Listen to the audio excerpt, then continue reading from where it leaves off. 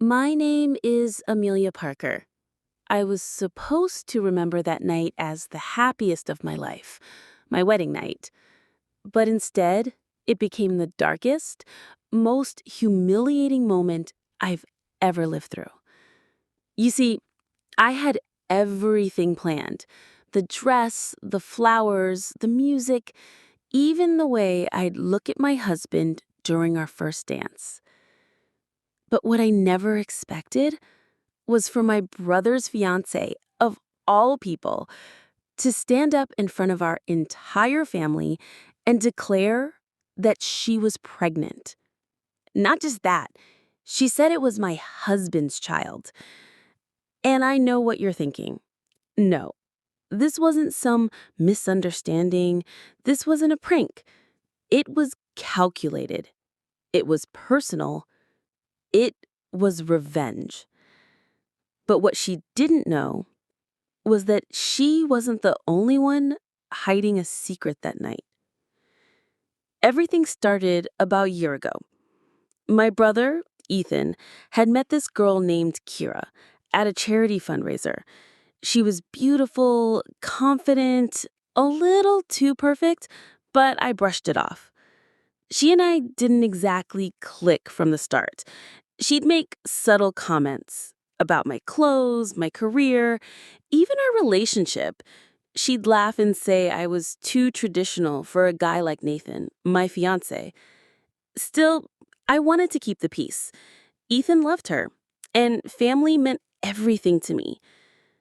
Nathan and I had been together for 5 years. He was the calm to my storm, smart, kind, dependable. Everyone said we were the golden couple. So when he proposed, it felt like everything in my life was finally falling into place.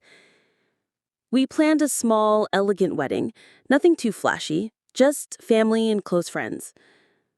But in the weeks leading up to it, Kiara started acting strange. She'd show up uninvited to my dress fittings.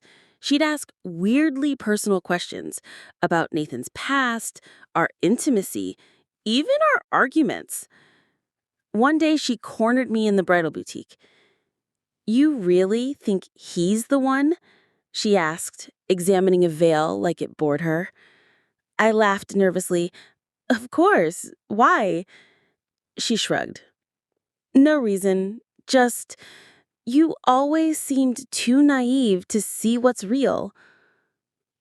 That should have been a red flag, but I let it slide. Maybe she was just being protective of Ethan. Then came the rehearsal dinner. Kiara wore a tight black dress, far too formal for the occasion, and kept whispering things to Nathan when I wasn't looking. At one point, I caught them laughing too closely. I asked Nathan about it later. He brushed it off. She was just telling me about a prank Ethan pulled on her. I wanted to believe him, but something in his eyes, it didn't feel right. Finally, the big day arrived. I was nervous, but excited. The venue looked magical. My dad cried when he saw me in the dress. Even my mom, usually so stoic, hugged me tighter than usual. As I walked down the aisle, I saw Nathan at the altar. He smiled, and for a brief second, all the doubt vanished. We exchanged vows. We kissed. The guests cheered.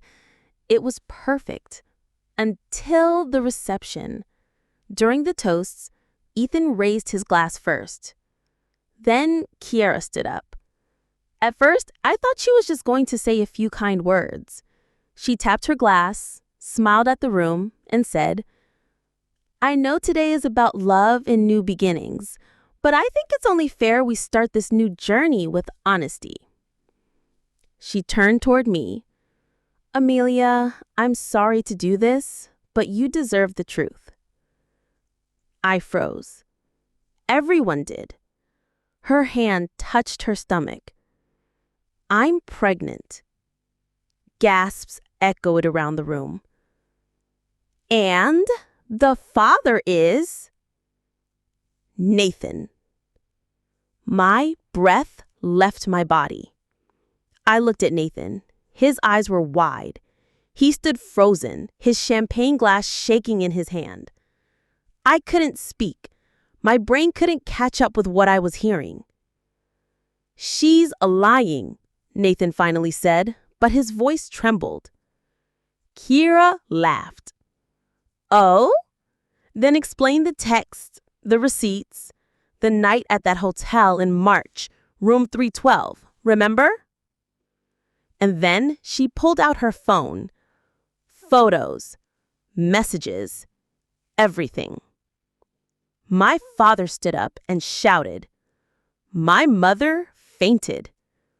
Ethan just stared at her like she was a stranger.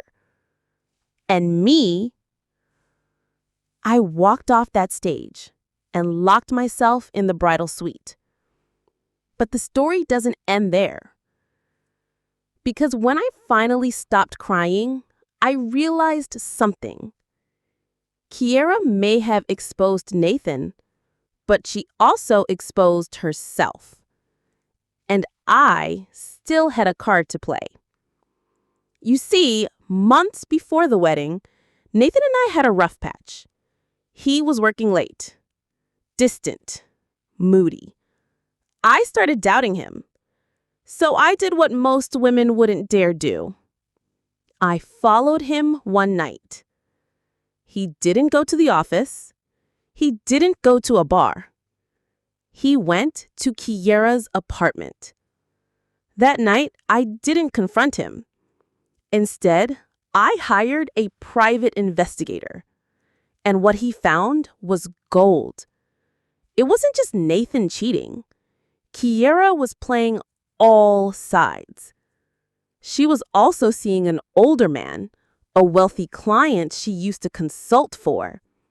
And that man was the CEO of the company Ethan just got hired at. It was all a game to her. So I wiped my tears, fixed my makeup, and returned to the reception. The room was in chaos. Guests leaving, cameras flashing, whispers everywhere. I walked to the mic, calm, cold. "Kiera," I said, "thank you for confirming what I already knew." She blinked. "You think you're the only one who brought receipts?"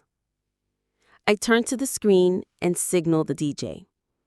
The slideshow of our wedding photos disappeared, replaced by screenshots, video clips, voice recordings. Kiera's voice, flirting with the CEO, mocking Ethan, laughing about how easy Nathan was to manipulate. The room went silent again. This time, for her. She tried to rush the stage, but security, yes, I hired them in advance, escorted her out. Nathan stood there stunned. I looked him in the eye. "We're done. I'm annulling this joke of a marriage in the morning." It took time. A lot of it. Therapy, distance, self-reflection. But I'm better now. Ethan cut all ties with Kiera. He eventually found out that she wasn't even pregnant. It was a fake ultrasound. She vanished after that night, fired from her job, banned from the company, shamed by the internet. Nathan tried to contact me for months. He sent letters, flowers, apologies. I didn't respond. Why? Because forgiveness is a gift, and some people don't deserve gifts. If you're watching this and you've ever had your heart shattered by someone you trusted, just know this. The pain won't last forever. But the lesson, that stays with you. And one day you'll look back, not with tears, but with strength. Not with bitterness, but with power. Because sometimes the worst day of your life becomes the beginning of the best version of you. Thanks for watching. If my story hit home, drop a comment below. And if you've ever survived betrayal, I want you to know you're not alone. Not anymore.